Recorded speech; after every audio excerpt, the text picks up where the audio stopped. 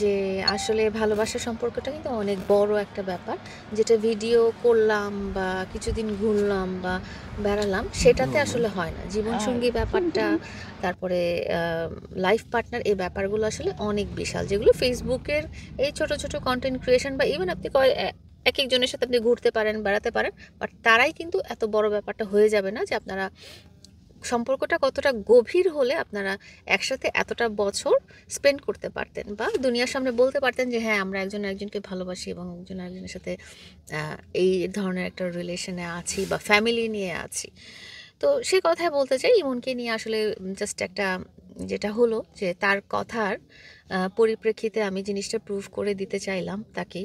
আর ইমনকে কিন্তু আপনারা আসলে কখনো ওভাবে হাইলাইট করেনি। ইমন কিন্তু সবসময় আমার সাথে যেরকম থাকে না, শুভ, সাবির ওরা থাকে সবসময়, ইমনও কিন্তু সবসময় আমার এবং প্রিন্স মামুনের সাথে আমরা যেখানেই গেছি ও কিন্তু ছিল। আপনারা কিন্তু ওভাবে হাইলাইট করতে বা আলাদা করতে পারেন নাই।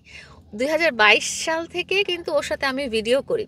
ইমনের পেজটা যদি যান বা আইডিটা যদি যান আপনারা দেখবেন যে 2022 সাল থেকে কিন্তু ওর সাথে আমার ভিডিও আছে। কিন্তু ও কখনো এত ভাইরাল হয়ে যায় নাই, কারণ আমরা কখনো ওকে ওভাবে প্রেজেন্ট করি নাই। জাস্ট 2 দিনের ভিডিওতে আমি প্রেজেন্ট করেছি ইমনকে, এবং ইমনকে এখন দুনিয়ার সবাই চিনে গেছে।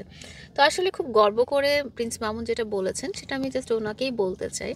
হ্যাঁ, আপনি ক্রিয়েট করতে পারবেন, আপনি মাথায় তুলে নিতে পারবেন, আপনি আবার নামিয়েও ফেলতে পারবেন, আপনি ভার্চুয়াল জগতে আপনি রাজ করে বেড়াতে পারবেন। কিন্তু আসলে ভালোবাসার মানুষটা যে, সেটা আপনি কখনো তৈরি করতে পারবেন না। আপনি কি মনে হয় মামুন ইমনকে জেলাস ফিল করে কিনা? করে না একটুও। কারণ হচ্ছে এই যে বললাম যে 2022 থেকে আমার সাথে এবং প্রিন্স মামুনের সাথে আশেপাশেই দেখবেন যে ইমন আছে। হ্যাঁ, এবং ইমনেরও আইডিগুলো আমাদের আইডিতেও আছে। ইমনের আইডিগুলোও যদি দেখেন তাহলে দেখবেন যে ও আশেপাশেই আছে। আমি আপনাদেরকে একটা ভিডিও দেখাবো 2022 সালে, তখন বুঝতে পারবেন যে আসলে ইমন ছেলেটা কে। ও কখনো ওইভাবে আসলে হাইলাইট হয়নি। কিন্তু সবসময় আমাদের ছোট ভাইয়ের মতো আশেপাশেই ছিল। তাহলে মামুন এত জেলাস ফিল করে কেন? বিভিন্ন সোশ্যাল মিডিয়াতে বিভিন্ন উনি বক্তৃতা দিয়ে উনি বেড়াচ্ছে উনি কেন? আসলে উনি যেমন বলে না যে কেন আমি মামুনকে নিয়ে গীবত গাচ্ছি। আমি কিন্তু আমার সোফার কোনো মিডিয়াতে, কোনো সংবাদ মাধ্যমে, কোনো ডিজিটাল খবরে বা কোথাও আমি কিন্তু মামুনকে নিয়ে খারাপ কিছু বলিনি। উনি যেরকম বলতেছে ফালতু, জঘন্য, লায়লা ফালতু, লায়লা আমাকে নিয়ে গীবত গাচ্ছে, লায়লা আমার বদনাম করছে। আপনারা একটা ইন্টারভিউ দেখাতে পারবেন না যেখানে আমি প্রিন্স মামুনকে বদনাম করেছি বা তার ব্যাপারে খারাপ কিছু বলেছি।